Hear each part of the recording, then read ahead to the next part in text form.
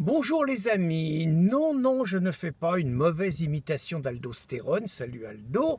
Je viens simplement d'accompagner Christine Tazin dans une de ses énièmes convocations à un commissariat de police, comme quoi, malgré toute la casse, malgré toutes les manifestations de gilets jaunes, il y a encore des policiers mobilisés pour lutter contre la haine.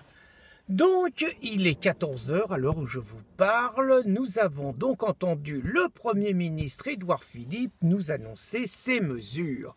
En gros, je vous ai déjà piqué plein de fric depuis 18 mois.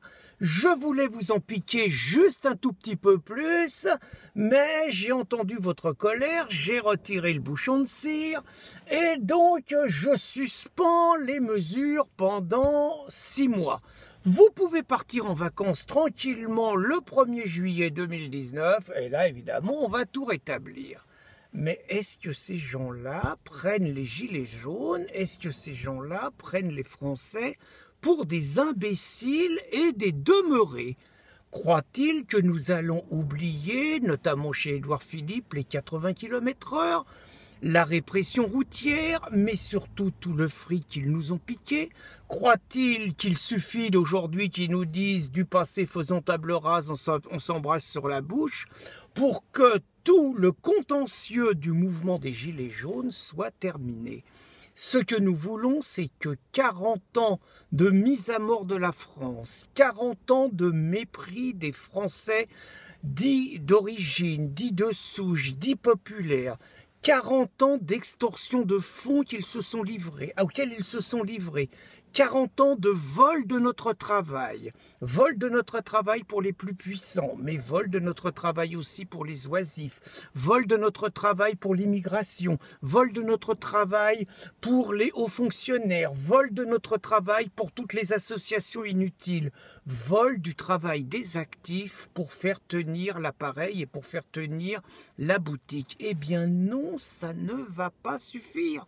Ça ne va pas suffire, d'autant plus que nous apprenons en même temps, et nous avons tout fait pour que ça se sache, que Macron, qui a annulé tous ses rendez-vous avec Juncker, son déplacement en Serbie, n'a pas annulé son rendez-vous à Marrakech le 10.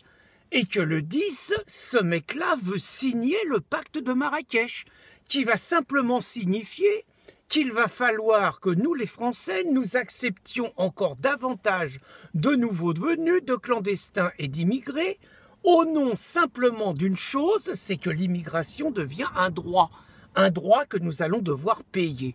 Alors ceux qui commencent à gémir sur les plateaux de télévision en nous disant « Ah mais c'est terrible, la mise entre parenthèses, ça va coûter 2 milliards, où c'est qu'on va les trouver ?»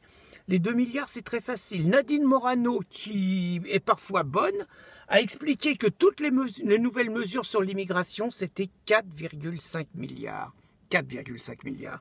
Et ce que va faire Macron avec Marrakech, ça va nous coûter encore plus cher, sans parler évidemment de la perte civilisationnelle de notre pays et de l'aggravation de l'invasion migratoire, donc de la présence musulmane en France.